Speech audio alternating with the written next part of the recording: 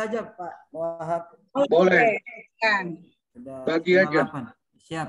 Izin Pak Wahab untuk terima laporan nanti. Baik Bapak Ibu, Assalamualaikum warahmatullahi wabarakatuh. Selamat pagi, salam sejahtera untuk kita semua. Di tengah-tengah kita sudah hadir Bapak Mampu Materi dan Ibu. Untuk itu saya tidak terlalu panjang lebar, kita langsung ke sebelum kita ke room pembelajaran, kita laporan peserta sekaligus pimpin doa. Untuk itu kepada yang ditugaskan, saya silakan. Silakan Bapak Ibu yang ditugaskan. Untuk peserta duduk siap, gerak. Lapor, Latsar CPNS Angkatan 114 berjumlah 28 orang hari ini siap mengikuti materi. Awali dengan doa, laksanakan. Laksanakan. Belum diterima kok. Mengawali materi pagi Tunggu ini. dulu, belum mari kita- diterima mari tadi kita Mas, berlom- tadi Mas. Belum diterima laporannya sayang. Sudah tadi saya terima Ibu Agustin. Oh, siap. Berarti saya lambat. Sorry Pak Wahab. Nah, Lanjut nih Mas. Mengawali materi pagi hari ini, mari kita berdoa menurut agama dan kepercayaan kita masing-masing. Berdoa dimulai.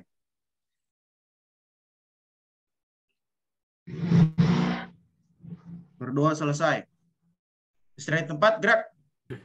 Baik, terima kasih Pak Dimas, Pak Gus Imam. Selanjutnya kita masuk ke room pembelajaran masing-masing. Untuk itu. kapan kemudian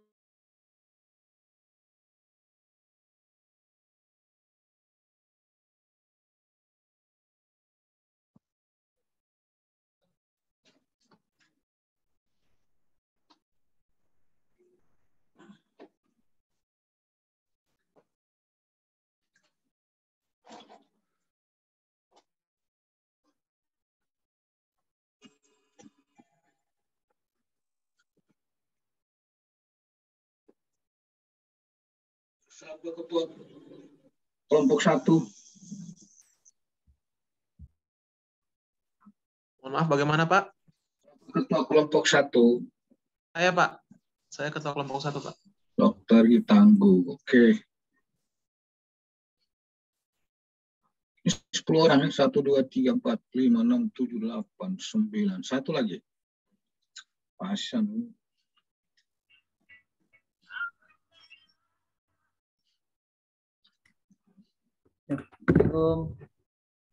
Assalamualaikum.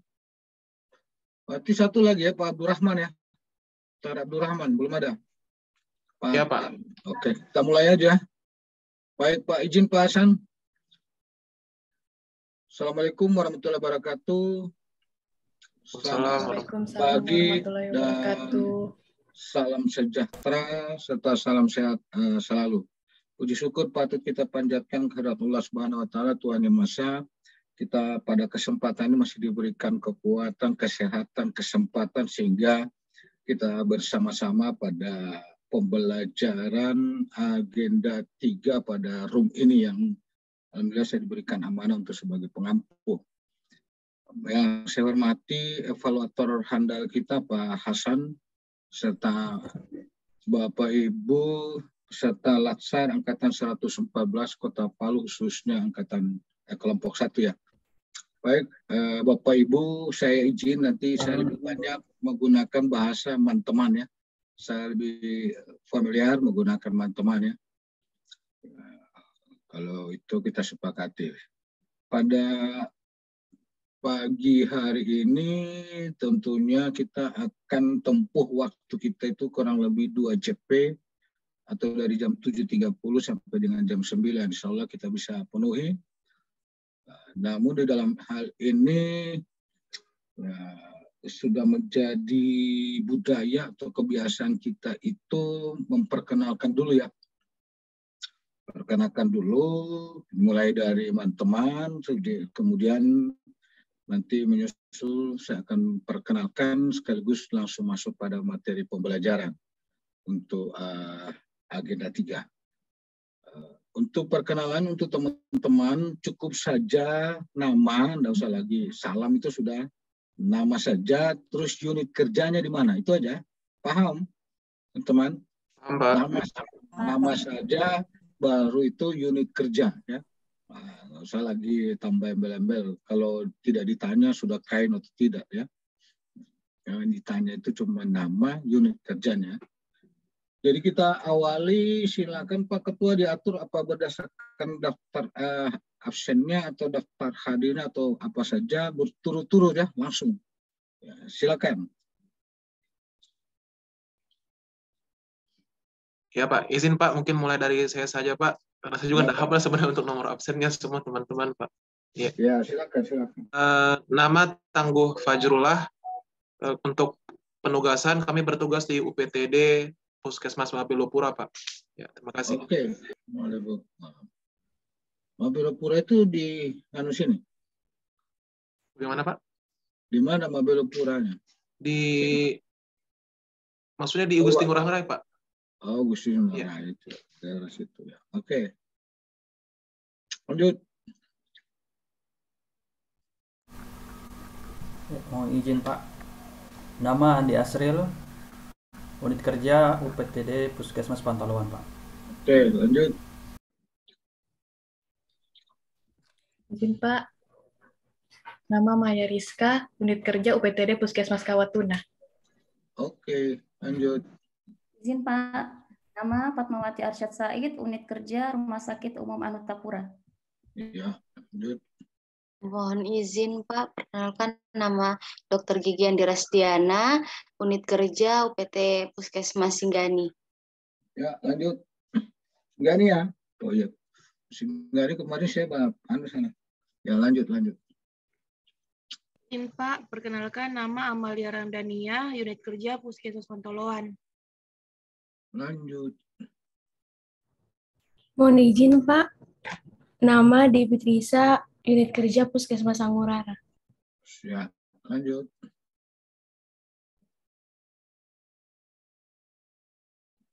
Lagi. Mohon izin Pak. Ya. Nama Hardianti Pak, instansi UPTD Puskesmas Mamboro. Ya. Baru kemarin ya di share ya? Iya Pak. Ya, sehat-sehat selalu ya. Ya, lanjut. Ya, amin. Makasih Pak. Sri Hartina. Mohon izin Pak, nama Sri Hartina, unit kerja UPTD Puskesmas Mamboro. Oke, yang belum ada itu Dr. Rahman ya? Gimana Pak? Mohon izin Pak, kalau untuk Dr. Abdul Rahman sementara bermasalah laptopnya Pak katanya. Lagi ini lagi, iya. Oke. Lagi diperbaiki dulu Pak ya. Iya, nanti kita lanjut baik teman-teman. Kita masuk ke materi ya. Saya izin share dulu sambil perkenalkan.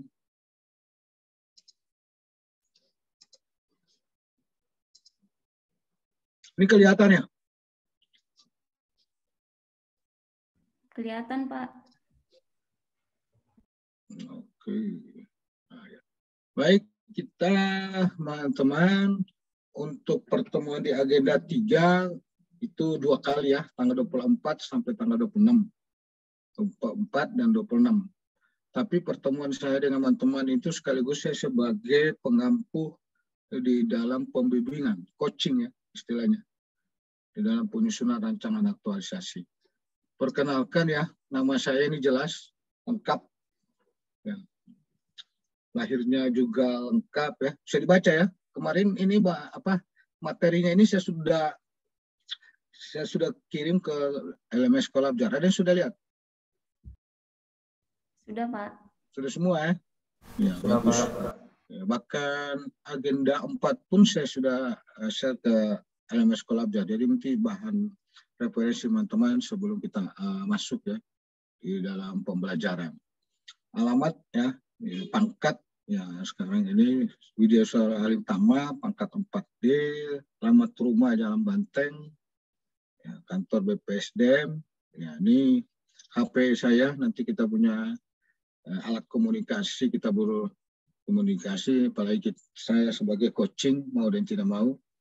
kita pasti akan banyak berkomunikasi. Email saya yang jelas, kemudian pengalaman kerja, riwayat pekerjaan. Kalau dilihat dari pendidikan, basic saya itu apoteker ya. Jadi lahir dari orang kesehatan. Jadi saya tidak ibaratnya bertemu dengan warga kesehatan yang baru ya di angkatan ini. Jadi, S2 saya di Magister Manajemen Konsentrasi Keuangan Daerah. Diangkat dari CPNS itu 89.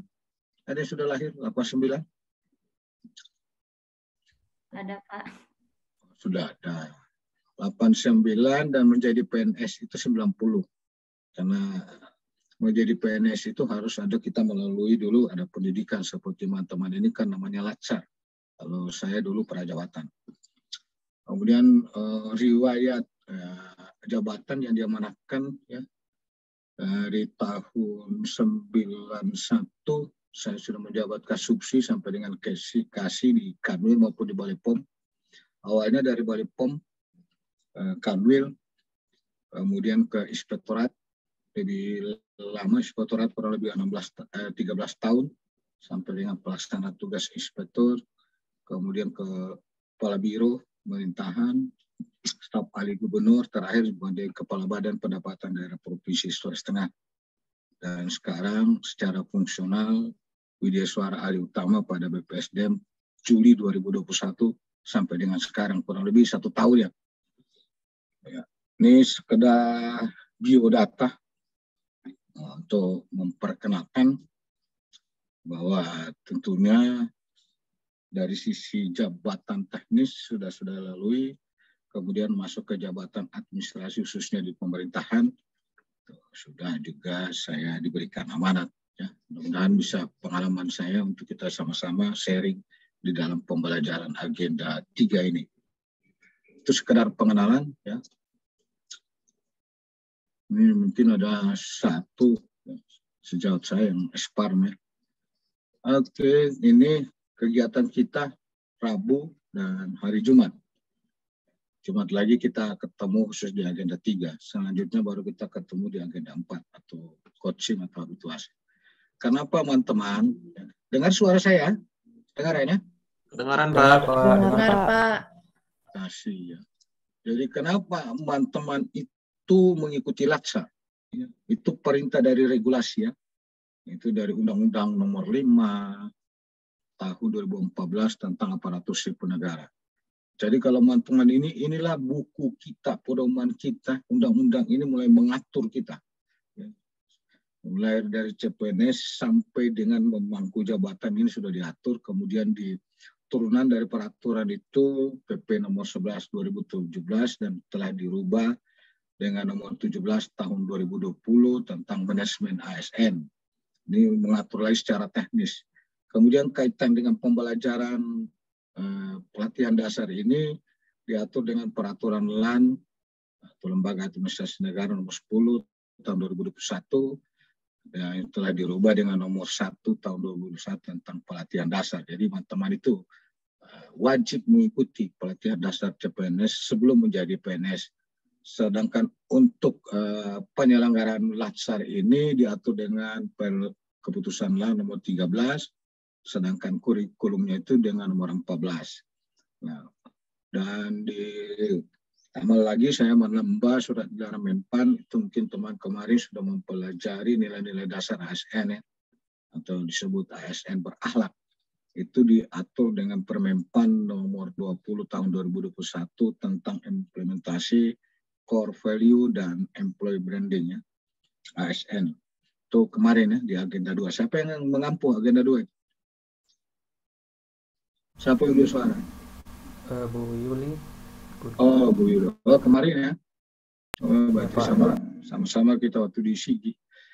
Baik, dengan mengikuti latsar ini tujuannya agar teman-teman menjadi PNS yang profesional dan berkarakter. Intinya di dalam pelatihan ini mulai dari agenda 1, 2, 3 sampai dengan 4 bahwa teman-teman keluar dari latsar ini menjadi PNS yang profesional dan berkarakter. Itu intinya pembentukannya.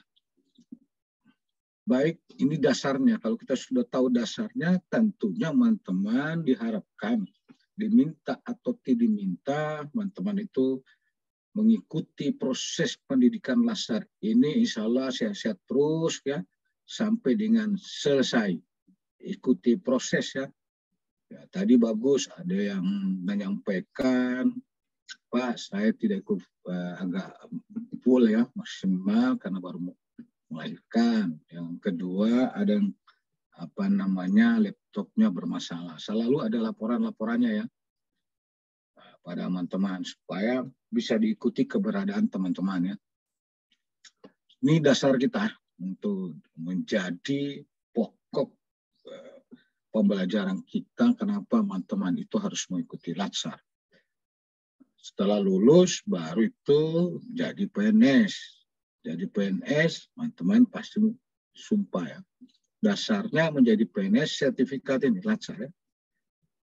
Saya dengar ada yang tidak mau lulus di sini yang 10 orang. Ya. Ada. Kalau ada angkat tangan memang izin langsung keluar. Nggak ada kayaknya Pak. Nggak ada Pak. Iyalah, santai saja. Nggak usah terlalu tegang-tegangnya. Santai lah. Santai, serius, selesai.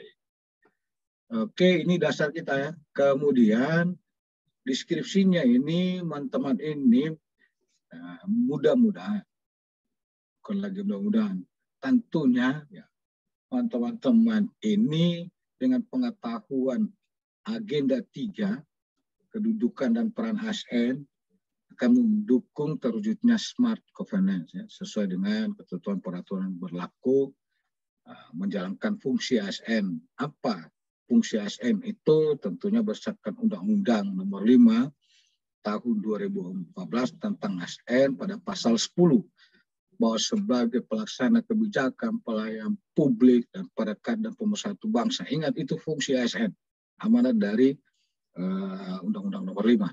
Sehingga mampu memberikan dukungan, mengelola tantangan, masalah dalam mendukung pelaksanaan tugas jabatannya. Jadi ini mendukung tugas jabatannya. Teman-teman kan jabatannya, ya, kalau Dokter Gigi Tangguh sebagai apa? Apa jabatannya? Kalau izin Pak, kalau saya ahli pertama dokter gigi Pak. Ya, Dokter Fatmawati. Izin Pak, saya ahli pertama dokter spesialis THT. Oh, THT ya, sudah spesialis ya. Iya, mudah-mudahan ya. Saya selalu Bu ya, dokter. Ya. Baik, dan dengan menggunakan perspektif smart ASN.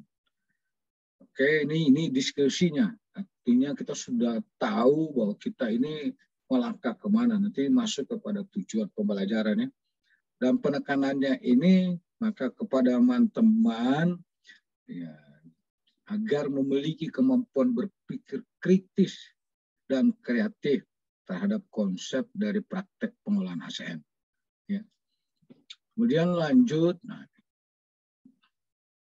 tujuan pembelajaran pada pembelajaran ini, ya tadi sesuai dengan deskripsinya itu, teman-teman bisa berpikir kritis, kreatif terhadap konsep dan praktek pengolahan ASN sesuai dengan kedudukannya dan perannya untuk mendukung terwujudnya smart governance. Apa itu smart governance? Nanti kita akan kita diskusikan di slide-slide berikutnya.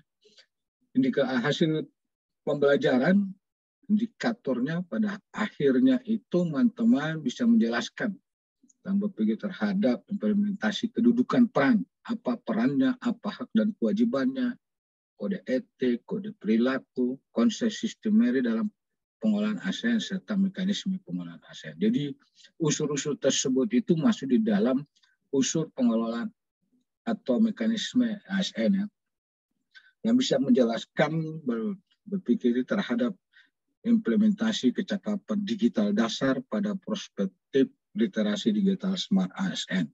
Di 2, kalau di agenda 3 ini tentang kedudukan dan peran daripada aparatur sipil negara, sedangkan fungsinya itu cuma 2. Nanti kita lihat.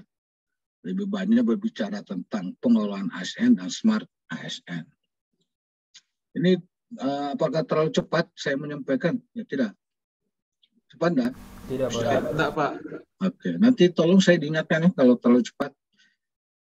Baik. Nah, target capaian pembelajaran ini di agenda 3, bukan saja di agenda 3. Di mana saja kalau dalam proses kita pembelajaran itu, ya, itu saya menggunakan ini, saya mengadopsi dari LAN itu hanya 3 ya, tahu, mampu, dan mau. 3 hal ini TMM. Ya. Kalau TMM itu kalau salah baca menjadi taimeme. Siapa ada orang kaya di sini? Kalau taimeme itu apa artinya? Secara otomatis kalau langsung ketawa, Pak Tangguh ketawa. Kalau taimeme itu apa? Ya, kurang lebih sama dengan namango tidak? Ya. Oke, kalau tahu itu artinya segala sesuatu di mana saja tugas kita harus berprinsip dan harus mengetahui tentang regulasinya. Tadi kita di Latsar itu kan kita ada regulasinya. Ujuk-ujuk kenapa Bapak ini dikurung di room ini?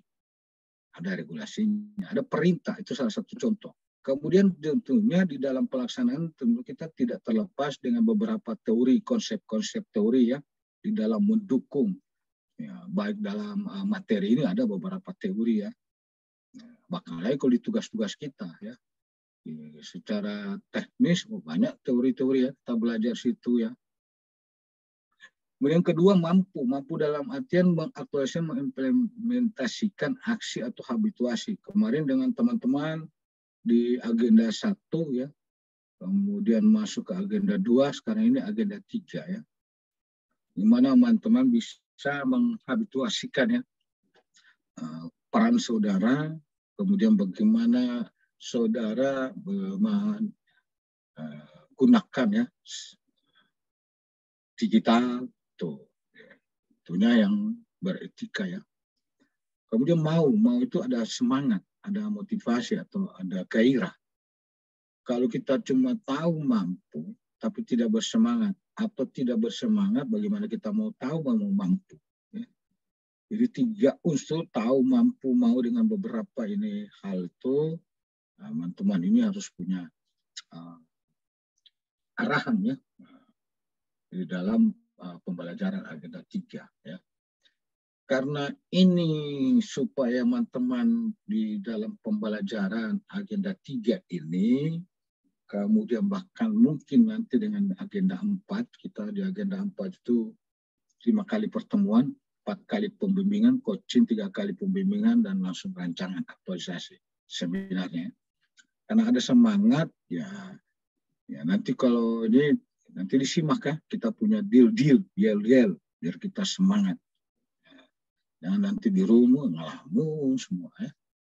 Jadi kalau saya sampaikan Latsar Kota Palu, ya, langsung teman jawab semangat.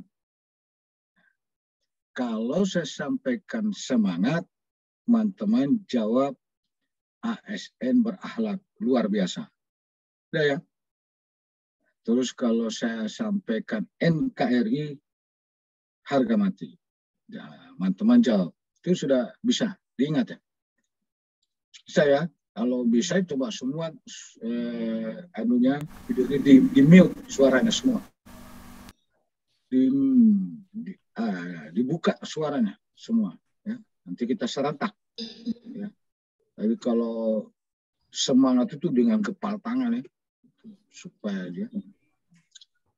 Boleh kita mulai? Boleh, Pak. Boleh, Pak. Oke. Latsar Kota Palu.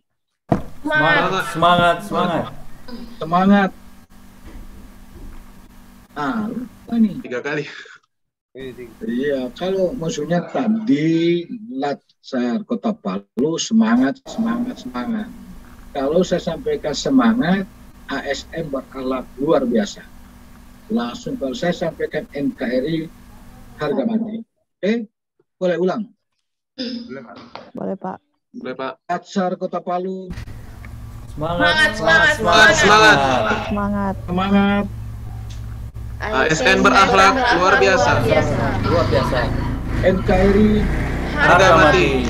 Oke, makasih. Nanti itu deal-deal itu jangan dilupa. Ya sekarang ditutup lagi ya suaranya. Nah ini kita kurang lebih hampir 7 kali kita pertemuan, tambah lagi kalau di akhir di klasikal 2 kali, tambah apa namanya ujian hasil aktualisasi 1 kali. Jadi lebih banyak kita bertemu. Kenapa? Ya Pak Joko itu sudah men-launching kemarin kalau di agenda 2, kalau pengampu mungkin Ibu Yuli sudah sampaikan, Pak Jokowi itu sudah men-launching yang namanya ya core value dan employee branding pada 27 Juli. Itu menyangkut tentang nilai-nilai dasar ASN berakhlak. Dengan employee branding itu bangga melayani bangsa. Pak Jokowi sudah launching itu dalam artian bahwa kunci kita ini seorang ASN, apalagi kalau kita lihat perannya, fungsi, ya, kemudian kedudukan, kita itu memberikan pelayanan terbaik untuk masyarakat.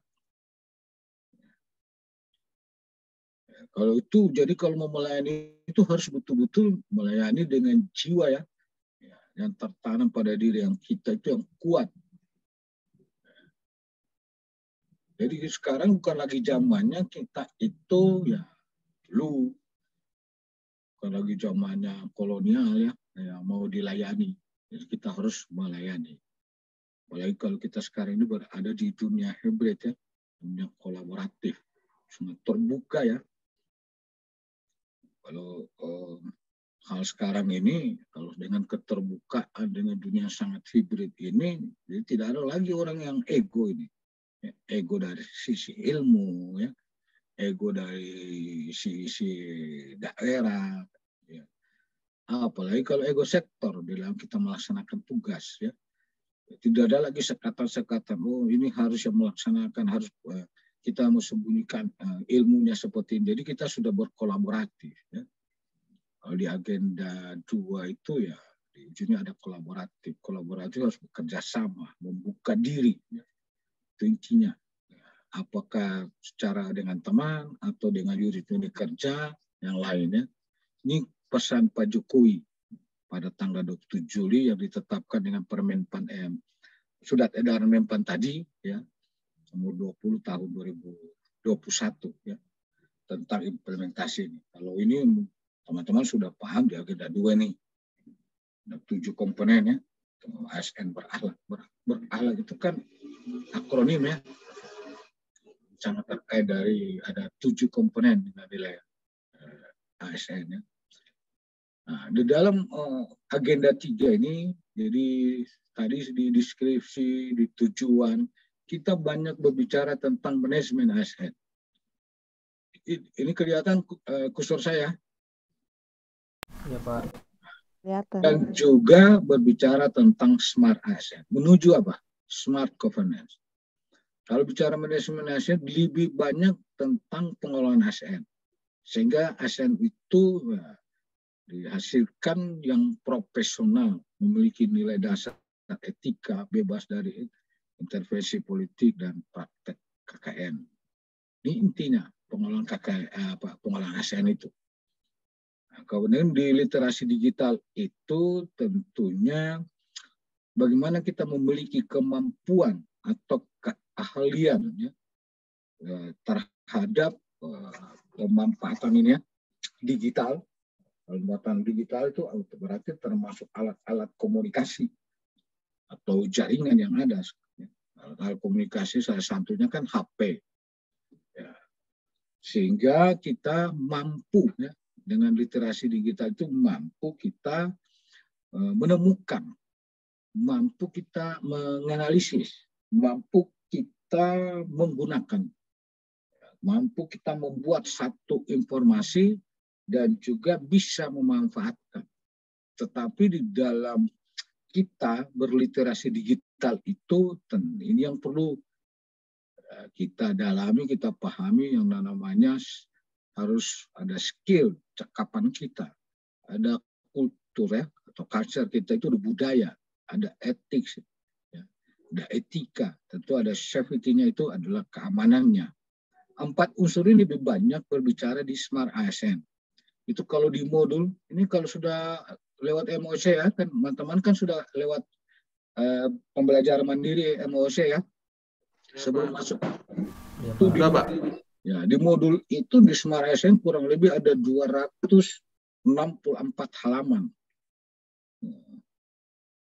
sampai dengan daftar pustakanya itu totalnya 264. Nah, ini lebih banyak berbicara tentang literasi digital ya. Bagaimana skill kita, bagaimana culture kita, bagaimana etik kita, security kita. Di dalam pembelajaran ini saya tidak merinci satu-satu. Tetapi dengan literasi digital itu bagaimana kita mewujudkan smart governance. Artinya kalau smart governance itu adalah pemerintahan yang baik. Kalau smart ASN pun itu sendiri bisa kita artikan ASN yang pintar. Pintar berliterasi digital. Dengan tentunya teman-teman mempedomani bagaimana kita bercakap-cakap, ya, mempunyai kecakapan, bagaimana kita punya budaya. Nah, dengan dua hal ini, terwujudnya smart governance, maka dengan demikian smart governance itu adalah bagian dari satu langkah mengantisipasi, kemudian ada objektivitas, ada satu inovasi, dan kemudian dalam usaha apa? Meningkatkan partisipasi masyarakat dan memberikan pelayanan publik. Jadi kita di samping kita memberikan pelayanan, di samping juga masyarakat yang mau dilayani, maka kita bagaimana meningkatkan partisipasi masyarakat di dalam mendukung ya menuju ya pemerintahan yang baik. Jadi kalau diharapkan dengan hal tersebut, kalau cuma sebelumnya kan pengelolaan ASN itu kan ya, belum didukung dengan literasi digital, kita sudah di dunia digital ini, itu bukan berarti apa, terlaksana mungkin lambat. Karena itu dengan literasi digital yang pengelolaan ASN menuju smart ASN itu kita lebih cepat, efisien, efektif, bagaimana responsif ya, komunikatif, dan terus melakukan peningkatan kinerja. Ini diharapkan ya. Kinerja kita terhadap birokrasi ya, melalui inovasi dan adopsi teknologi yang terpadu. Ya. Ini tolong dipahami. Jadi oleh karena itu, teman-teman, smart government itu artinya, teman-teman itu bagaimana kita menggunakan teknologi informasi dan komunikasi di dalam pemerintahan. Itu smart governance. Serta mewujudkan transparansi dan keterbukaan data, merumuskan kebijakan sesuai dengan kebutuhan warga. Jadi kata kunci dengan pengelolaan ASN, pengelolaan ASN termasuk bagaimana kita menjadi ASN yang profesional, bagaimana kita bisa memanfaatkan atau menggunakan alat-alat komunikasi. Dengan hal ini kita tiga, ya misalnya. Kalau misalnya mewujudkan transparansi dan keterbukaan data di dalam memberikan pelayanan, apa yang kita wujudkan? Kalau misalnya di rumah sakit, ya, di puskesmas, itu harus transparan dan terbuka. Dan diharapkan kita supaya disebut pemerintahan yang baik. Artinya, ya, nanti berpulang kepada kita sebagai pelayan, jadi kita kunci kita ini pelayan pada masyarakat. Dan tidak ada lagi kita marah-marah dengan masyarakat. Orang yang mau dilayani kok dimarah-marah. Berarti belum profesional kita, belum memiliki karakter kita sebagai seorang pelayan. Biasanya ya di tempat lain itu datang orang yang mau dilayani, dimarah-marah dulu baru dilayani. Nah, gimana bisa itu? Berarti kita belum menanamkan atau mengaktualisasikan, menghabituasikan tentang nilai-nilai ASN berakhlak. Untuk kita mencapai smart governance. Nah, sekarang kalau bicara manajemen ASN, jadi itu tadi lebih penekanan pada pengelolaan. Ya. Pengelolaan itu ya, jadi dihasilkan pegawai yang profesional ya, sampai dengan ya, bebas dari intervensi politik. Ya. Jadi lebih menekankan pada pengaturan profesi pegawai, profesi kita. Kalau dokter, bagaimana menjadi dokter yang baik. Itu kalau misalnya apoteker menjadi apoteker yang baik, dokter gigi ya, Bukan cuma saja ini kan kebetulan kita teman-teman ini ada di bidang tugas yang teknis ya, sangat teknis. Dengan pengaturan kita mengikuti semua regulasi-regulasi yang ada mengatur tentang kita, sehingga dengan hal tersebut kita termasuk kita atau akan mana saja yang kita sampaikan, bagaimana kita menjadi ASN yang baik, maka tersedialah sumber daya ASN yang unggul.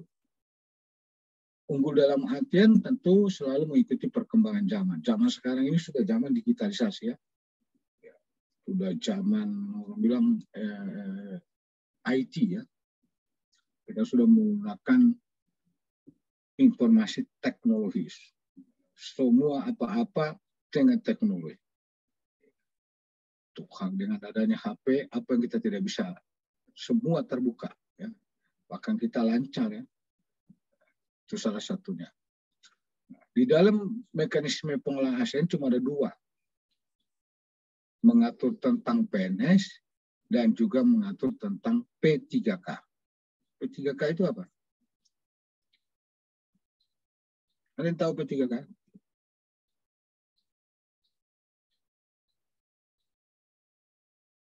Ini sekarang sementara dengung-dengungkan. Nanti kemarin kan heboh itu. Pegawai honor itu nanti akan disamakan ya. Tidak ada lagi sesuai dengan undang-undang ASN yang dikenal P3K. Bukan lagi pegawai honor. Honor itu kan outsourcing ya. P3K ada yang tahu P3K? Mohon izin Pak. Silakan, langsung aja. Ya, pegawai pemerintah dengan perjanjian kerja. Ya, pasti tahu ya. Dia itu bagian dari ASN. Jadi ASN itu dua, PNS dan P3K. Hanya bedanya PNS ada NIP, P3K tidak ada NIP. Ya. Nah, ini kalau bicara PNS itu mengatur ada 14 komponen. Mulai diatur bagaimana kita menyusun atau menetapkan kebutuhan. Teman-teman ini hadir karena kebutuhan. Kebutuhan daripada penyelenggaraan pemerintahan dan pembangunan, maka diharapkan hadirlah apa semua prioritas kemarin itu adalah tenaga kesehatan dan tenaga guru, yang lain teknis ya, non teknis administratif. Jadi lebih banyak itu dibutuhkan oleh negara melalui pemerintah, bahkan lebih kecil lagi pemerintah daerah, itu dibutuhkan itu adalah tenaga kesehatan dan tenaga guru pendidik. Dibutuhkan, ditetapkan berapa yang dibutuhkan di seluruh Indonesia dengan sesuai dengan kebutuhan. Nah, terus bagaimana dengan pengadaan? Ini contoh tentu aja. Nah, pengadaan itu salah satunya pengadaan teman-teman melalui apa? Tentu melalui kemarin dengan CAT. Ya. Tahu itu CAT apa? CAT itu komponen. Apa? CAT. Computer Assisted Test. Ya, komputer assessment. Jadi melalui komputer. Jadi sudah bicara lagi literasi digital. Itu pengadaannya. Nah, nanti kita baca di dalam pengadaan ini, nanti teman-teman kita menggunakan sistem merit. Sistem merit itu juga salah satunya itu CAT. Subunit dari sistem merit. Kenapa sistem merit itu lebih terbuka? Tidak ada lagi ya membeda-bedakan ya. Itu tadi dibilang Pak Jokowi, sudah zaman milenial kita. Begitu juga bagaimana tentang pangkat dan jabatan. Itu diatur manajemennya. Nanti kalau teman-teman itu misalnya dokter kan langsung ke pangkat 3B. Ya.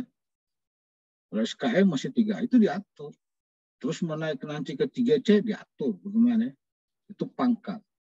Tentu ada pangkat, dia naik karena jabatan. Ada orang naik pangkat karena dia istilahnya naik secara normal, 4 tahun. Ada yang naik, ada yang cuma 2 tahun. Itu berarti secara fungsionalnya. Dia naik 2 tahun. Baik, begitu juga sampai pengembangan karir, bahkan dengan perlindungan. Kita diberikan keamanan. Ada jaminan keamanan bagi kita. Salah satunya jaminan keamanan kita itu apa? Nah, teman-teman kalau lebih supaya kita sharing ya, nanti dipelajari ya, yang mendukung ya. Perlindungan itu misalnya teman-teman berhadapan dengan hukum. Diberikanlah bantuan hukum, salah satunya. Kemudian dengan P3K juga demikian. Cuma P3K ini hanya 9 ya, komponen yang diatur. Dibanding kita ASN, PNS itu ada 14. Ini di dalam tata kelola ASN. Kalau ini semua ini diatur, maka diharapkan maka kita itu semua menjadi ASN yang profesional. Mutasi aja diatur. Penilaian kinerja saja kita diatur ya. Salah satunya misalnya menggunakan SKP. Apa itu SKP? Sasaran kerja pegawai ya. Diatur. Nah, kemudian gimana? Itu tadi 2 jenis kita ASN itu ada 2, PNS dan P3K. Itu menurut Undang-Undang Nomor 5. Sedangkan status ini kalau dia PNS itu tadi memiliki NIP, menduduki jabatan pemerintahan, sedangkan P3K itu cuma diangkat ya, tadi karena diangkat dengan perjanjian kerja sesuai dengan kebutuhan, kemudian melaksanakan tugas pemerintah. Tetapi dalam kedudukan PNS maupun P3K itu berkedudukan sebagai unsur aparatur negara. Dua-dua itu aparatur negara. Melaksanakan kebijakan ditetapkan dan harus bebas. Ini kedudukan. Harus dipaham kedudukan. Artinya antara PNS dan P3K itu sudah diatur. Tidak berarti mentang-mentang kita punya NIP, P3K tidak punya NIP, dia tidak punya kedudukan yang sama. Dia punya kedudukan yang sama. Apa sebagai aparatur negara. Ya, intinya. Kemudian perannya apa? Peran ASN itu untuk menjalankan program, maka pertama itu menjalankan fungsi. Apa fungsinya? Itu pasal 10. Pelaksana kebijakan publik, pelayan publik, perekat dan pemersatu bangsa. Kalau bicara perekat dan pemersatu bangsa ini masuk kepada harmonis ya. Kalau teman-teman paham itu harmonis di ada 2. Itu lebih banyak bagaimana keanekaragaman bangsa dan negara itu di sana kita termasuk di dalamnya sebagai unsur perekat. Paling inti di sini pelayan publik, rata-rata kan teman ini di kesehatan. Tanamkan pada diri kita sebagai pelayan. Tidak berarti kita masuk di unit kerja teman-teman, apalagi di puskesmas, di rumah sakit, menjadi raja, mau dilayani. Itu menjadi pelayan, siap melayani. Siapapun dia harus kita layani. Tidak membeda-bedakan. Ya. Sedangkan tugas ini karena fungsi kita pelaksana kebijakan, tentu kita melaksanakan kebijakan yang dibuat oleh pejabat pembina kepegawaian. Sesuai dengan apa? Ketentuan peraturan pemerintah. Siapa pejabat pembina kepegawaian? Tentunya adalah kalau kepala daerah. Kalau di provinsi adalah gubernur, kalau kabupaten kota itu adalah bupati dan wali kota. Itu pembina.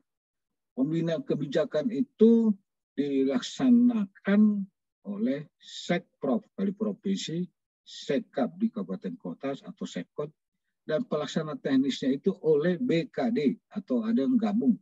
Ada Badan Kepegawaian Daerah, kalau ada kabupaten ada digabung. Badan Kepegawaian dan Pengembangan Sumber Daya Manusia, BKPSDM, ada yang digabung, ada berdiri.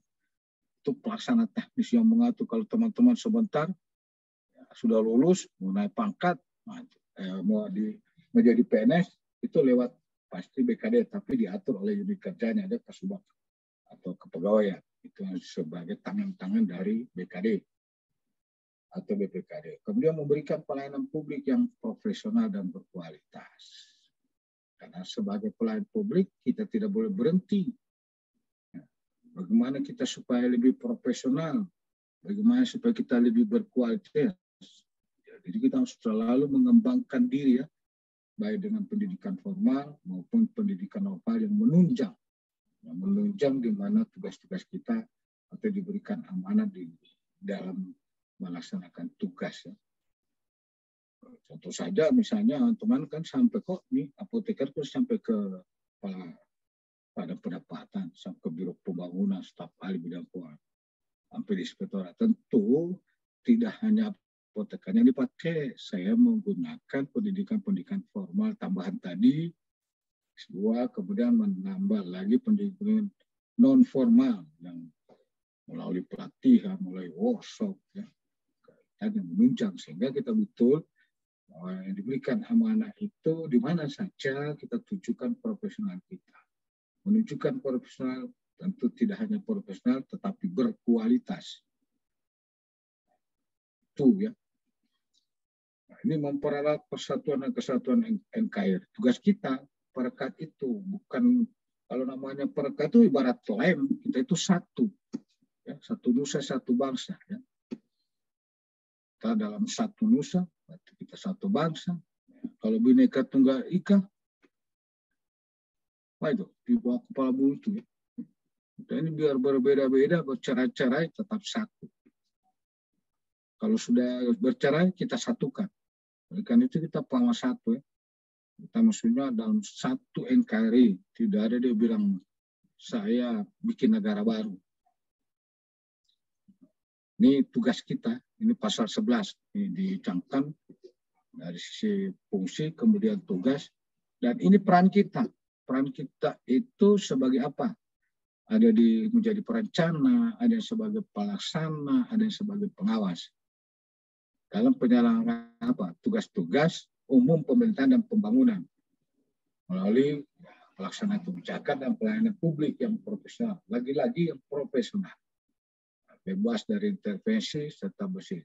Dan ini peran kita itu menjalankan selain sebagai perencana, pelaksana dan pengawas itu dengan pada fungsi kedudukan kita sebagai ASN.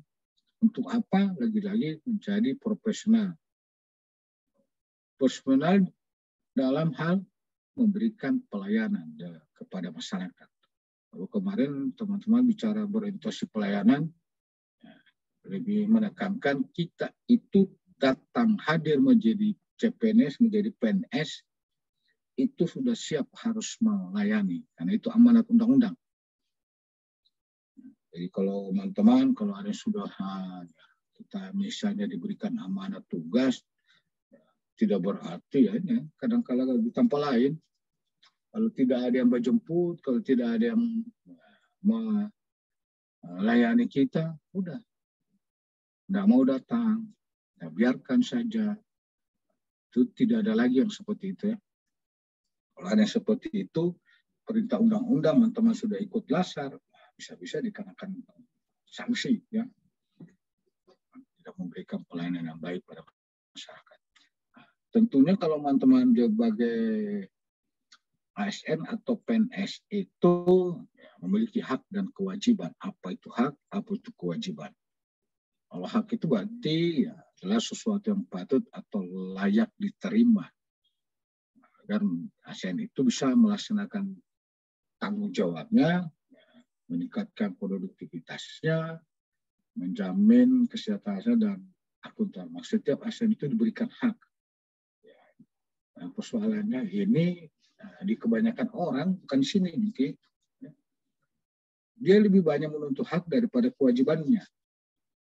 Hak itu diberikan kalau kita sudah melaksanakan kewajiban. Dan hak-hak itu sudah diatur. Kalau hak salah satunya itu seperti apa? Yang diberikan kepada teman-teman sebagai ASN. Tapi hak itu kalau sudah dilaksanakan kewajibannya. Nah, ini bentuk-bentuk hak yang diberikan kepada kita sebagai ASN. Ini hak-hak kita. Pasal 21. Ya. Ini juga P3K. P3K juga punya hak. PNS juga punya hak. Ya. Tetapi di antara PNS dan P3K, hak-hak dia itu tidak sama. Ya. Ya. Apanya yang tidak sama sih? Ada yang didapat oleh PNS, tapi tidak didapat oleh P3K. Di mana ini yang ada? Perbedaannya. Pak, di jaminan pensiun. Oh, tidak ada pensiun dia ya. Tuh jadi perbedaannya. Jadi dia karena namanya dia dikontrak, ya selesai kontrak, selesai. Nggak ada lagi hak lainnya.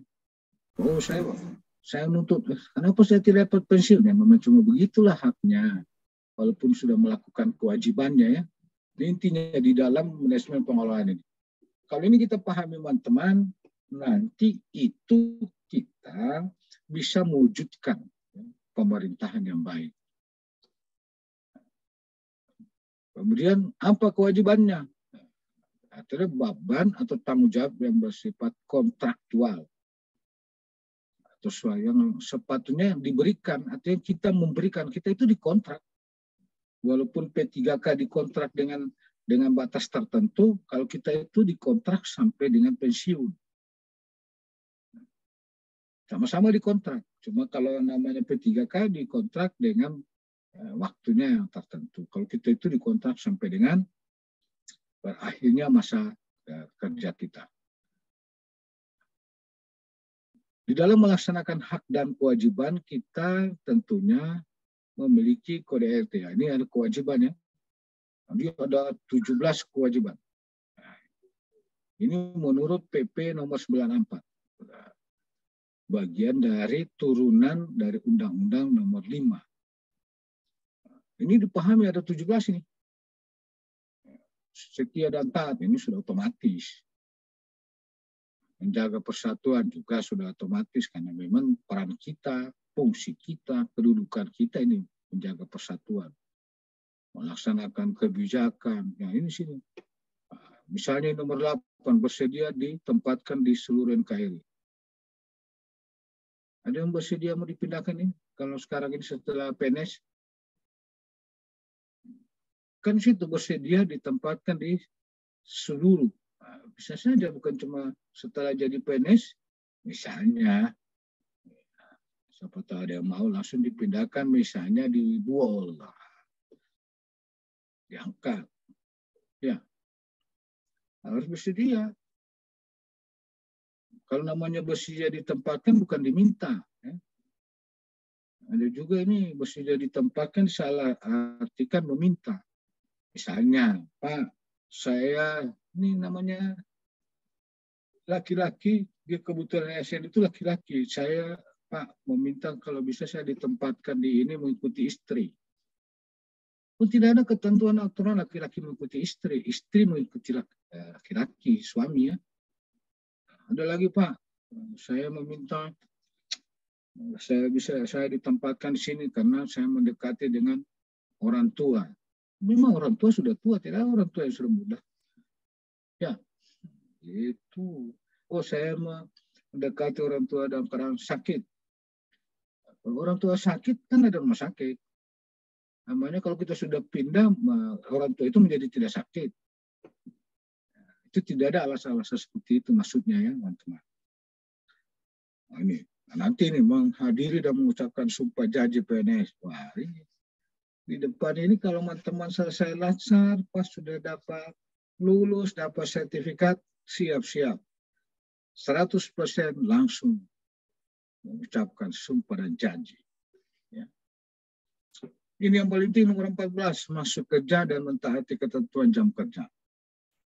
Ini kewajiban kita. Kalau 17 kewajiban ini, ya, kita sudah laksanakan. Tentunya kalau peraturan teknisnya, ada misalnya pedoman, ada SOP-nya, kaitan dengan tugas-tugas kita, nah itu mendukung kewajiban kita. Kalau sudah kita laksanakan kewajiban, ya kita tentu mendapat hak. Ini hak-hak kita ya. Lagi ini pengembangan kompetensinya. Nah, kemudian ini dalam hak dan kewajiban itu kita punya kode etik. Kenapa kita kode etik? Ada kode perilaku ASN. Kalau bicara kode perilaku, kode etik kita menurut ASN berakhlak itu di masing-masing komponen. Bagaimana kita berorientasi pelayanan, bagaimana kalau kita kode etik kita harmonis, loyal, kolaboratif, adaptif. Itu ada masing-masing kode perilaku kita. Itu pun di dalam satu kode etik. Kemarin itu dipisah-pisah. Nah, jadi kalau kode etik itu artinya bertujuan bagaimana kita memiliki martabat. Kita mempunyai kehormatan. Harus bangga loh. Makanya bangga melayani bangsa itu karena apa?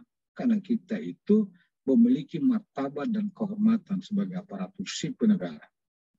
Seorang ASN ya, atau PNS itu di mana-mana tetap ASN melekat pada diri kita.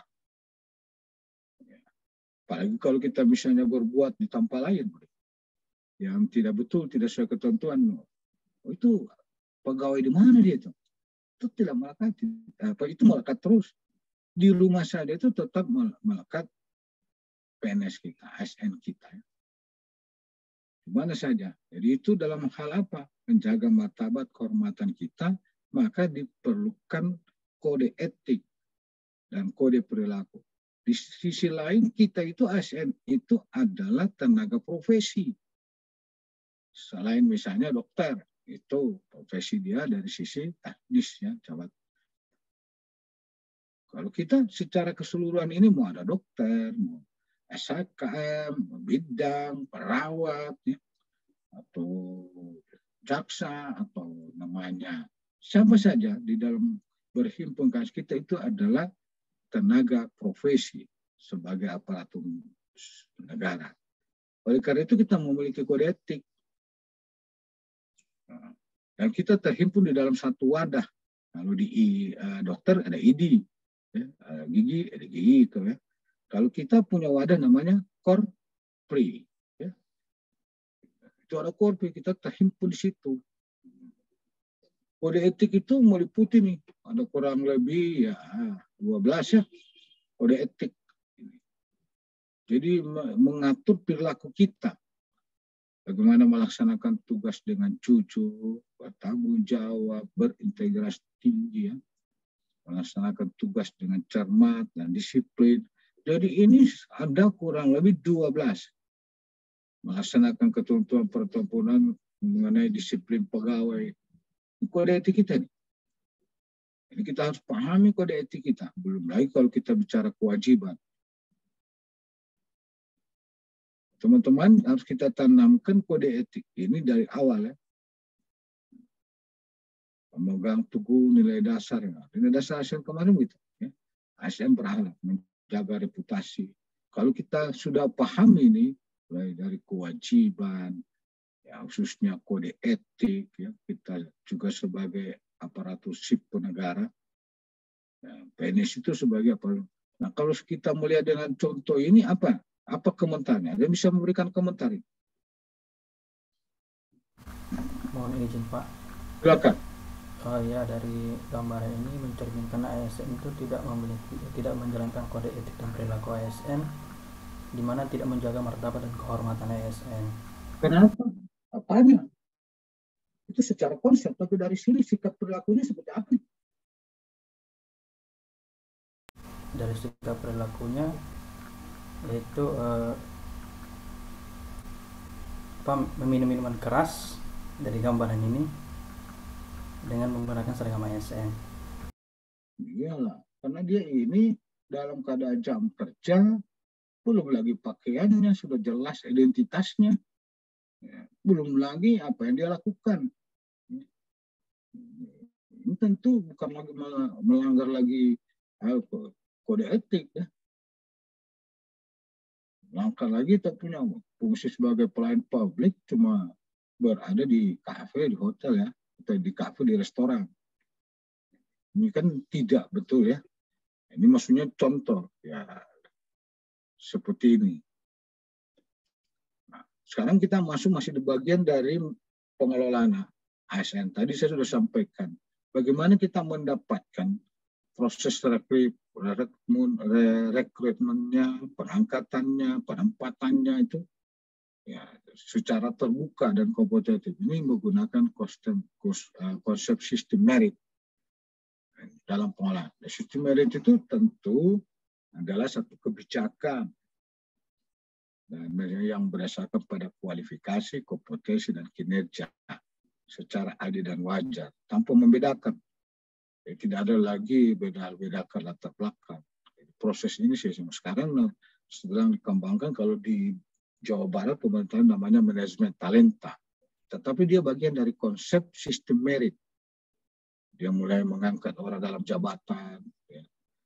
Bagaimana dia di pengembangan karirnya itu kalau Jawa Barat itu menggunakan manajemen talenta. Tapi kalau kita saja teman-teman hadir saja ini dibutuhkan oleh negara atau daerah tentu melalui proses sistem merit atau konsep sistem merit pakai cat. Jadi di cat itu tidak tahu dari mana. Ya, misalnya kalau Dr. Maya Rizka dari mana? Sempat dari Palu. Palu. Ya. Ada juga kan yang dari luar Palu ya, apakah dari Luwuk atau dari mana? Ikut sama-sama. Ya, ternyata lulus. Jadi tidak ada membeda-bedakan. Jadi output dari cat kemarin semua punya kesempatan. Tidak ada ya, jadi tidak ada pilih lagi, oh ini harus si ini, anaknya si ini, anaknya si ini ya. Tuh. Sehingga lahir teman-teman ini melalui cat, kalau saya dengan teman-teman itu, bahwa teman-teman itu lahir dari komputer dalam artian orang-orang cerdas. Ya. Cat, karena ini bersaing. Berkompetisi dengan berapa banyak orang yang ingin memiliki atau menggunakan kesempatan. Maka teman-teman bersyukur menjadi CPNS sekarang, memanfaatkan yang baik. Apalagi kalau sudah ikut latsar, kemudian apa yang diperoleh ini bisa diaktualisasikan di mana kita bekerja. Jadi ya, kemudian prinsip-prinsip ini dasar ya itu tadi mulai dari seleksi secara adil mengarahkan prinsip fair ya, dia fair dia fight istilahnya. Kemudian ada penggajiannya. Ini ada beberapa unsur ya di dalam sistem merit. Ini teman-teman dengan pola sistem merit ini dalam undang-undang ASN dalam hal kebijakan manajemen ASN itu tidak ada lagi sekat-sekatan. Silakan kita berkarir. Kita bisa bersaing dengan sehat. Ya. Ini tujuannya. Jadi kalau manajemen ASN itu bagaimana kita kelola dia secara efektif ya. Dan efisien. Ini ada beberapa unsur di dalam prinsip-prinsip dasar merit intinya. Kita masuk kepada smart ASN. Setelah kita teman-teman memahami bagaimana tentang pengolahan ASN. Pengolahan ASN itu tidak melihat dari kos, tetapi bagaimana kita ASN di dalamnya yang dikelola dengan beberapa regulasi tadi, dengan sub-sub hal-hal yang menjadi acuan kita di Undang-Undang Nomor 5 itu kita dibentuk. Kalau kita tadi sudah betul-betul dibentuk dengan baik, didukung oleh literasi digital, ada punya kemampuan kita, punya keterampilan, memanfaatkan alat-alat komunikasi yang canggih, tentunya menuju kepada smart. Jadi ini kita sudah ASN yang profesional didukung dengan kemampuan kita berkomunikasi menggunakan perangkat-perangkat alat komunikasi yang tentunya lebih cepat. Ya. Kalau sekarang ini, contoh saja, kita sekarang ini sudah menggunakan alat komunikasi lewat virtual. Ini perkembangan ya, komunikasi kita di sini wujudnya. Kalau bayangkan kalau teman-teman kalau misalnya ya contoh misalnya tadi orang melahirkan masih bisa dia ikut dalam untuk menuju tujuannya pembangunan nasional melalui pendidikan ini. Jadi tidak ada tahalannya. Ini sudah bagian dari pengembangan kita. Kemudian dari mana kita kalau literasi digital ini bagian dari evolusi administrasi publik. Kalau 1855 itu 80 itu kita dikenal dengan OPA, Old Public Administration. Artinya negara itu lebih banyak mengelola semua secara hierarki dan monopoli itu tahun itu 80-an. Jadi berkembang lagi dalam administrasi publik dikenal dengan New Public Management. Itu 80-90-an. Jadi pengelolaan pemerintahan kita itu menggunakan ala perusahaan, tapi lebih menekankan pada efisiensi, tapi tidak peduli pada hasil. Efisien, tapi hasilnya apa, capai atau tidak. Intinya harus efisien, ke pinggang selesai ya. Mau tercapai atau tidak, itu akhirnya berubah ya. Sekarang kita kenal dengan whole of government, artinya pemerintahan yang penyelenggaraan pemerintahan yang kolaboratif. Ya. Jadi lebih banyak pada berintegrasi, koordinasi dengan tujuan bersama. Nah, ini koordinasi integrasi ya. Sekarang dengan menggunakan literasi digital ini atau smart ASN tidak ada sekat lagi. Mau berkoordinasi dengan apa? Kalau misalnya kita butuh segera misalnya penegasan untuk pengambilan keputusan. Kita butuh misalnya informasi ya. Kita sudah menggunakan literasi digital di mana saja. Kita misalnya kita mau koordinasi dengan siapa yang punya kewenangan regulasi ini. Tabel aja misalnya kementerian yang terkait. Atau bahkan kita bisa berkoordinasi dengan kementerian. Kita bisa berkolaborasi dengan unit-unit kerja ya, untuk menyatu untuk mencapai tujuan bersama. Ini literasi digital itu mulai lahir tahun 2000-an prosesnya. Ya. Awalnya masih manual, sekarang sudah pakai digital. Kita sudah berada di dunia maya. Nah, bentuk-bentuk WOG itu, nah, jadi proses penyatuannya itu pemberian layanan kepada publik. Ada integrated service delivery, misalnya. Jadi penyatuan, nah, contoh saja ya, contoh kebetulan saya di Badan Pendapatan ya, kita punya ada Samsat. Samsat itu misalnya di Kartini kalau Kota Palu, ada juga di Esparman yang corner. Itu 3 unit ada di dalamnya memberikan pelayanan. Ada di sana polisinya, lalu lintas, ada orang Pemda, dan juga ada orang Jasara Harja. Dijadikan Samsat. Samsat itu berarti sistem administrasi menunggal satu atap. Satu atap lah 3 unit ini. Coba bayangkan dulu. Satu waktu dulu sebelumnya polisi itu ada di dekat pantai sana kantornya. Jasara Harja itu ada di Kartini. Ya, itu kantor kalau kita bicara letak duduk ke kantornya. Sedangkan Dinas Pendapatan sendiri itu ada di Muhammad Yamin. Kalau itu terpisah, masyarakat pergi lagi di polisi dulu mendaftar, datang lagi ke Bapenda di Muhammad Yamin, terus ke Jasara Harja, membayarnya lagi misalnya ke bank, apakah Bank Sultan. Begitu panjang prosesnya. Ada dengan sistem literasi digital ini, dengan penyatuan dalam hal pemberian layanan, disatukan dia satu atap. Lebih mudah, jadi masyarakat cukup satu. Datang di situ, semua selesai. Bank Sultannya sudah di dalam, kalau di Samsat ini, Kartini. Apalagi sekarang sudah ada kita punya pelayanan terpadu. Itu semua di sana, mau urus KTP ada di situ, mau urus SIM ada di sana. Itu di kantor Badan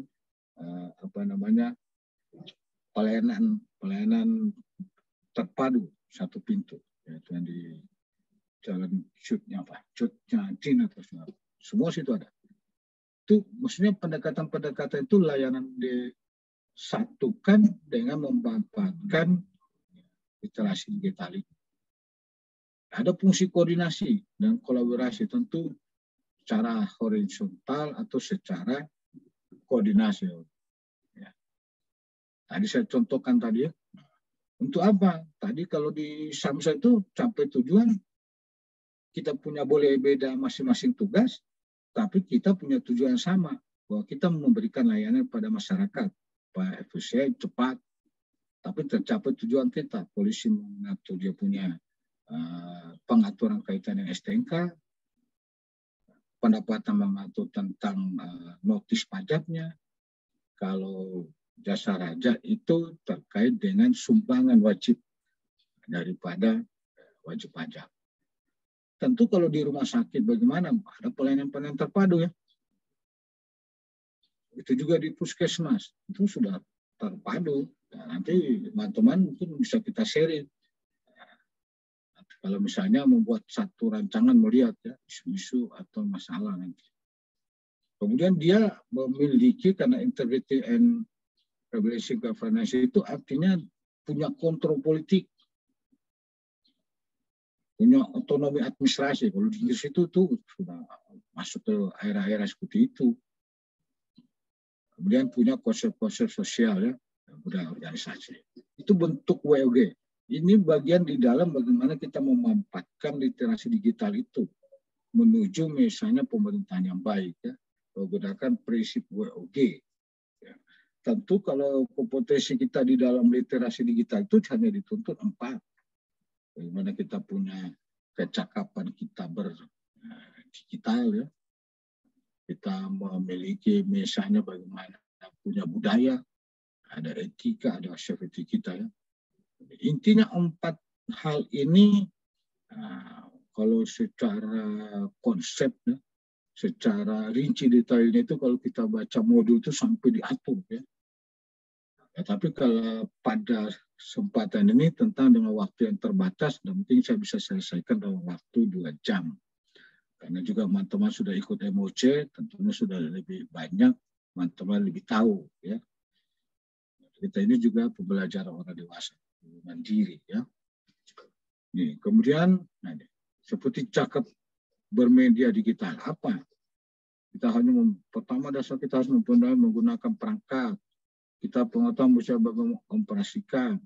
Sampai kepada dasar 4 itu pengetahuan dasar tentang beragam aplikasi. Kalau misalnya mungkin teman-teman itu lebih hebat kalau menggunakan HP, fitur-fitur di HP semua bisa digunakan ya. Kalau saya paling tahu cuma WA saja, bisa baca SMS, baca Facebook, selesai.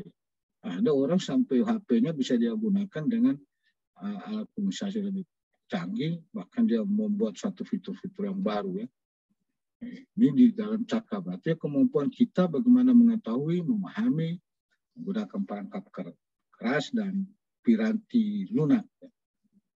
Teknologi informasi kita untuk serta bagaimana mengoperasikannya. Ini cakap bermedia. Sedangkan budaya bermedia itu kita harus mempunyai pengetahuan kognitif, afektif, dan pengatif. Ini karena kaitan dengan pengamanan. Ada orang kalau bermedia digital tidak punya budaya, tentu sangat akan terkait sekali dengan ranah aspek hukum. Ada orang bilang, oh ini memberikan misalnya hoax ya pada seseorang, berarti dia mencemarkan nama baik. Dia isukan di dunia maya, karena dia tidak punya budaya, atau mungkin saja ya kita lihat saja ya, di media sosial kita ini sangat terbuka. Kita seorang ASN tentu kita harus menjaga ya. Bagaimana ASN kita itu. Karena kita seenaknya ada di media sosial kita, tanpa kita sadari ternyata kita ini ASN. Sikap perilaku kita harus kita jaga di mana saja. Apalagi kaitan dengan penggunaan digital ini. Kita memiliki budaya.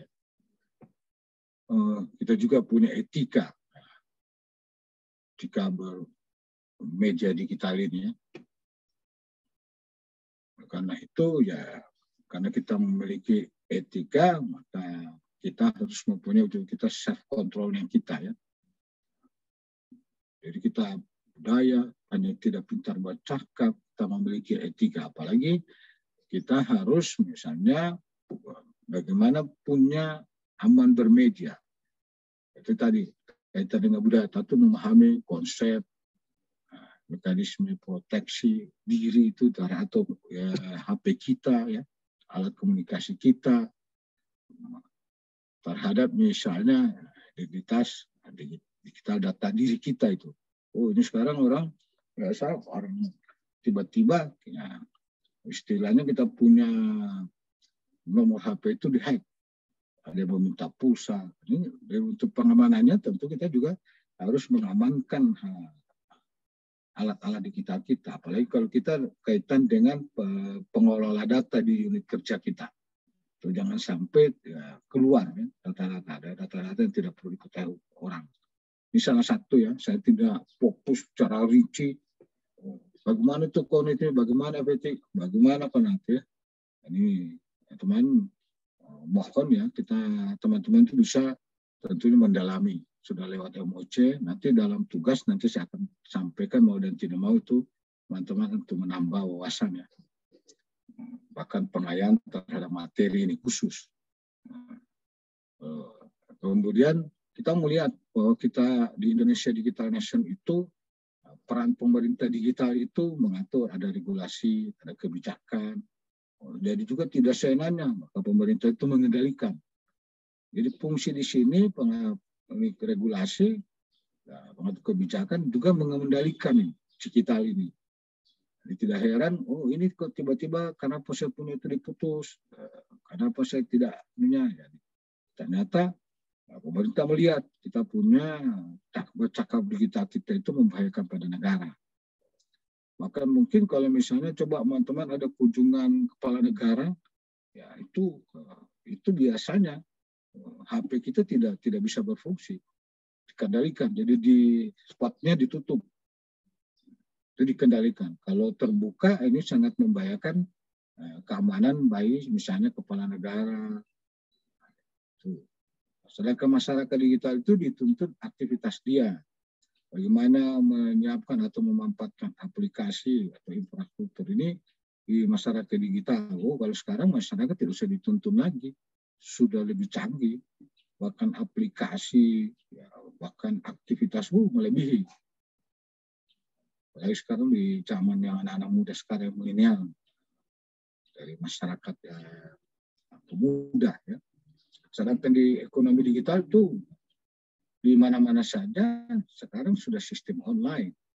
Misalnya ya kita adanya Gojek, adanya Ojek, kita pesan apa saja, nunggu sudah ada di sini. Tentu harus punya SDM yang memiliki digital kita yang lebih mumpuni ya. Kemudian kita ada teknologi penunjang.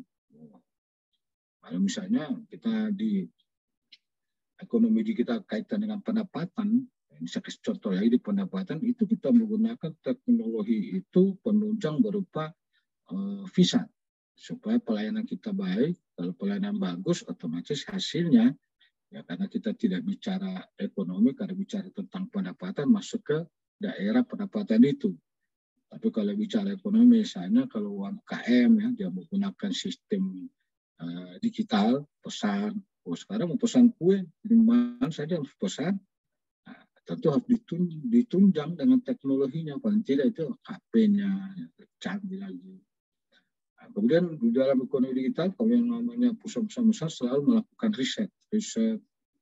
Bahkan dibangun satu inovasi-inovasi. Nah, contoh saja, kalau kita bicara tentang perangkat saja, teman-teman mungkin kenal dengan Nokia. Teman-teman mungkin kalau Nokia ini kalau boleh dihitung, bahkan mungkin sudah tidak ada kalau HP Nokia itu. Masih ada ya? Ericsson, itu sudah hilang semua. Ini kenapa? Karena ini masih kalah dengan Samsung. Nah, kalau Samsung itu dia selalu melakukan riset, dia memiliki inovasi-inovasi misalnya terkait dengan pengembangan fitur-fitur yang ada di dalam perangkatnya. Itu berkembang, jadi dia tidak kalah dia. Kapan yang kalah, ya kalau tidak melakukan satu inovasi, perubahan kita bisa ketinggalan. Nah, kalau ketinggalan ya sudah selamat jalan. Ya. Ini bagian dari, contoh saja dulu kita waktu di Telkom itu, kita masih kenal, kita kalau mau, misalnya, saya itu, kalau mau minta uang, dibikin telegram. Kalau saya kan kuliahnya di Makassar. Pokoknya kalau orang tua bilang sudah datang telegram itu sudah doi itu dulu. Tapi sekarang tidak lagi pakai telegram, sudah pakai langsung kita WA, SMS. Akhirnya apa? Telegram kan sudah tidak ada lagi. Tapi telegram sekarang sudah dipindahkan di HP, boleh kita pakai telegram ya. Tapi dia sudah langsung, tidak ada lagi pergi di catat lagi. Apalagi bikin kartu lebaran dulu. Bikin dulu kartu baru kirim. Sekarang dah kita pakai kanvas, kita bikin modelnya, langsung kita bikin foto, kirim sudah sama siapa saja.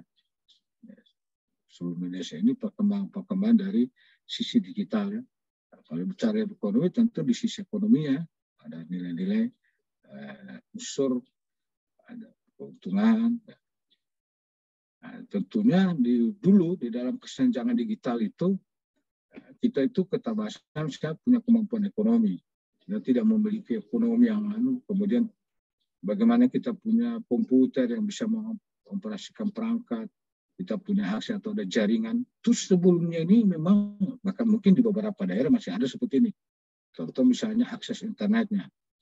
Ya, saya kemarin mengajar di Morowali, tapi di Morowali Utara itu di daerah Tompira itu sangat sulit jaringannya. Bukan dapat, tapi susah sekali karena mungkin dia belum punya tower, ya, tidak punya hubungan. Tapi kalau kita ke Dale, itu lancar.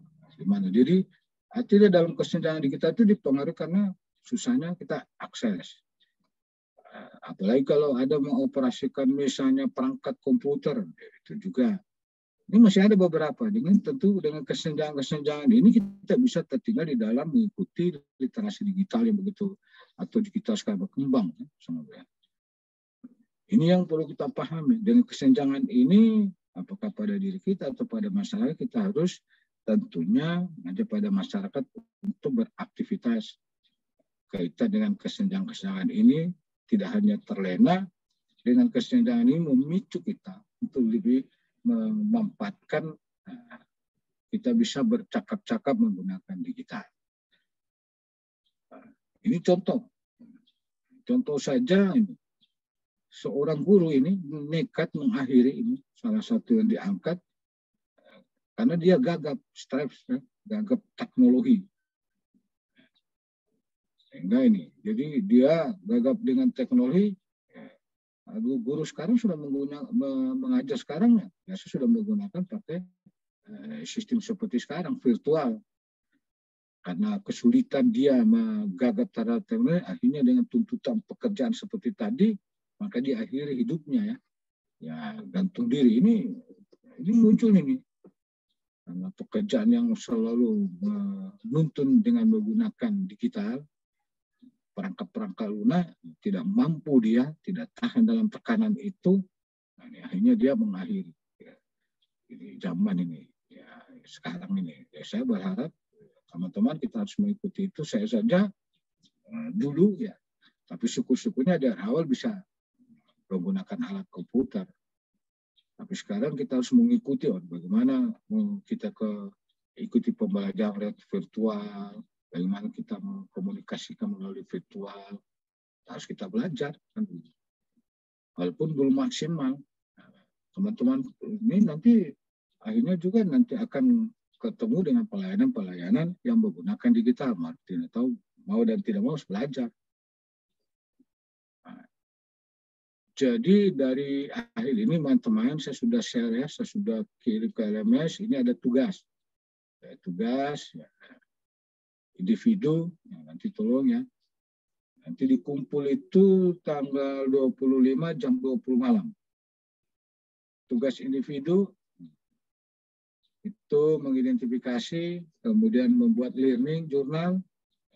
Ini sesudah ini kan ya, asinkronus ya, belajar mandiri ya.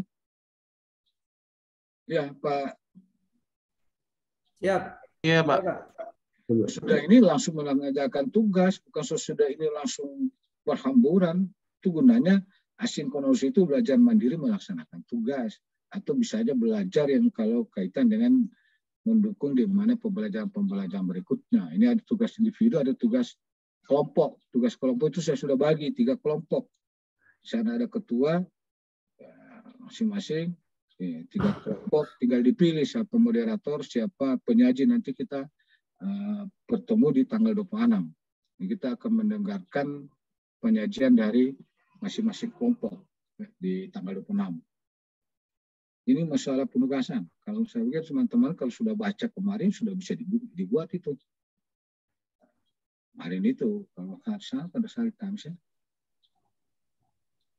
Jadi ini tugas kaitan apa yang saya sampaikan dengan tugas ini, ada yang mau ditanyakan?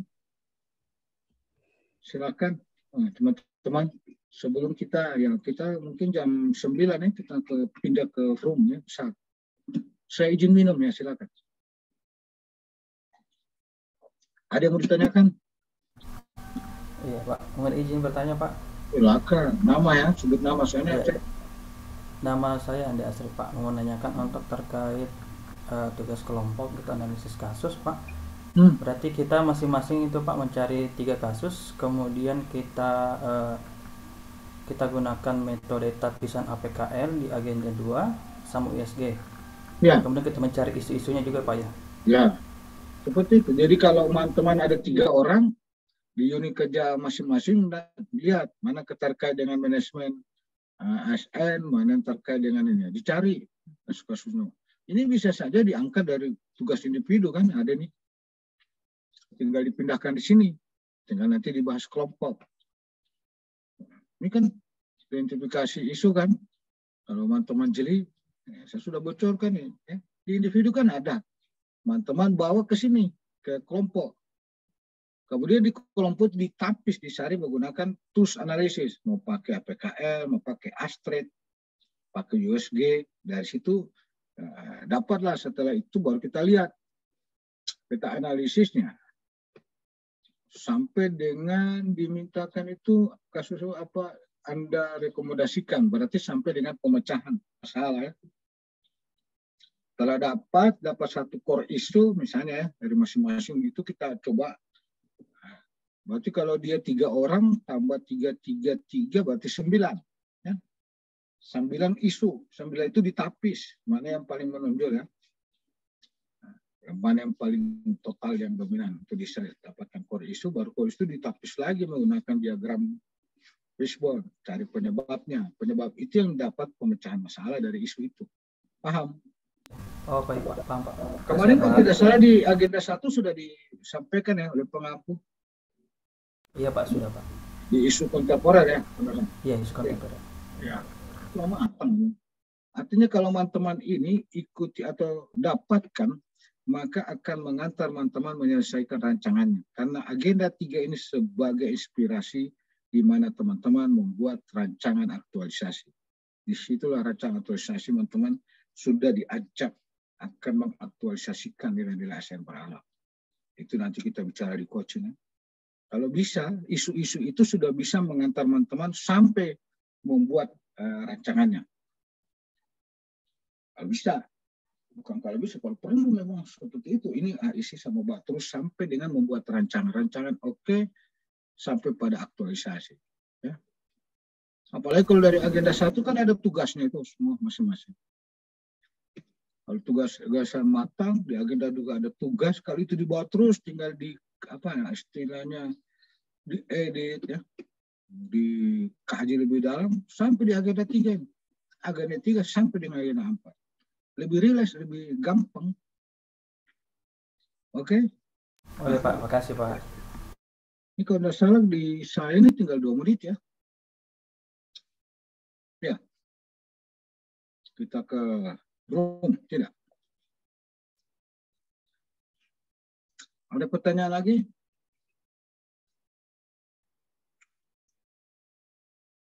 Kalau ada kesulitan, Pak siapa ketua Pak Dokter? Buat ya, grup ya, buat grup. Siapa ya? Di WA. Buat grup, langsung kelompok 1, angkatan 114. Kelompok, nah, bikin ya, pokoknya namanya grup. Kesempatan sama saya. Di 10 ini kita berkomunikasi grup kita. Ya Pak, ya Pak. Ya, kalau ada apa-apa, kita pakai grup ya. Siapa ya? Oke, tidak ada. Ini kalau learning journalnya itu 3 menit ya. Dan ini semua tolong jam 20 malam. Bukan hari Selasa, tanggal 25 ini Agustus ya. Karena saya mau baca juga. Bayangkan kalau tanggal kalau saya sebenarnya maunya jam 9 pagi. Tapi saya karena memahami teman-teman ya. Dengan 3 tugas ini, belum tugas individu, belum ke kelompok, butuh waktu ya. Ini saya butuh itu jam 8 malam, jam 20 itu jam 8 malam ya. Bukan tanggal 26 baru di store. Saya akan buat satu rekap, ya, rekapitulasi mana yang bekerja, mana yang tidak. Terus apa yang dia kerja, itu nanti saya tampilkan di tanggal 26. Itu juga bagian dari evaluasi. Bahan evaluasi dari teman-teman evaluator. Ada pertanyaan? Dokter Gigi Tangguh. Ya, izin bertanya Pak. Untuk mengkonfirmasi Pak, ini yang pertama tugas individu ini 3 isu atau 6 isu totalnya Pak? Maksudnya 3 isu yang mencakup manajemen ASN dan Smart ASN atau 3 berarti 6. Manajemen 3, terkait dengan Smart 3, kan jelas ya. Tapi kalau untuk di yang tugas kelompoknya Pak, dia 3 kasus saja Pak ya? 3. Kan begitu. Kan di kelompok. Silakan. Terima kasih Pak. Oke. Ada lagi pertanyaan sambil kita menunggu ya, kita menunggu ke room besar. Sebelum kita biasa tiba-tiba langsung masuk ke room ya. Intinya saya akhiri nanti, kita ketemu di mana? Pertemuan kedua tanggal 26. Saya mohon maaf kalau ada hal yang tidak berkenan di dalam ucapan saya menyampaikan. Saya mohon maaf, kita menunggu. Tapi tidak berarti selesai, tinggal biasa itu kita tidak terkontrol. Kalau ini jam 9, saya sudah langsung terlempar kita masuk ke room ya. Room besar. Artinya kita bergabung ya teman-teman. Yang jelas, gunakan grup Pak Tangguh ya. Pak Jurula. Biasa dipanggil siapa? Pak Jurula, Pak Tangguh. Siapa? Tangguh biasanya Pak. Oh, memang orang tangguh. Sangat tangguh ya. Jadi, oke. Kalau tidak ada, silakan. Ada yang mau tanyakan?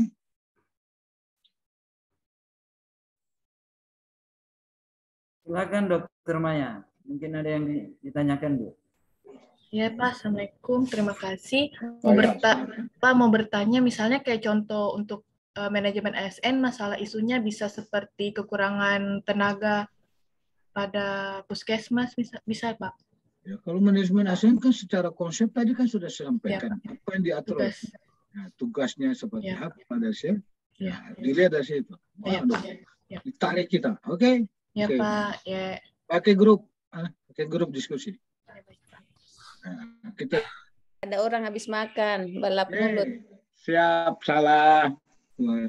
Ibu kandidat doktor, siap.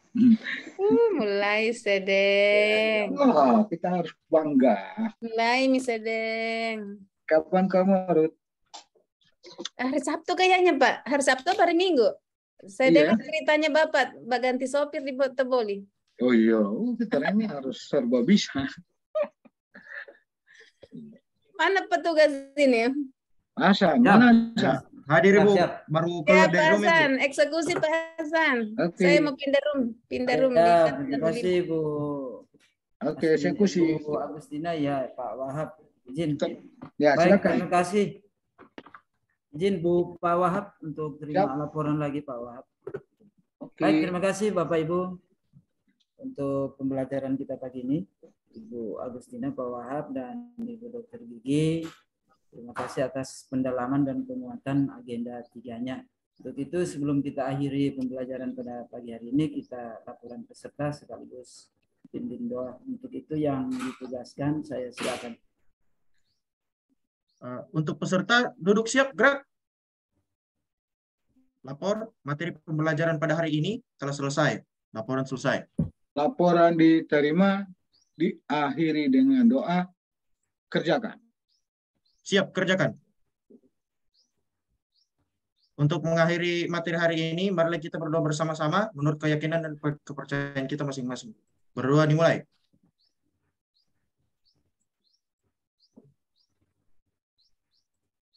Selesai. Oke, untuk peserta.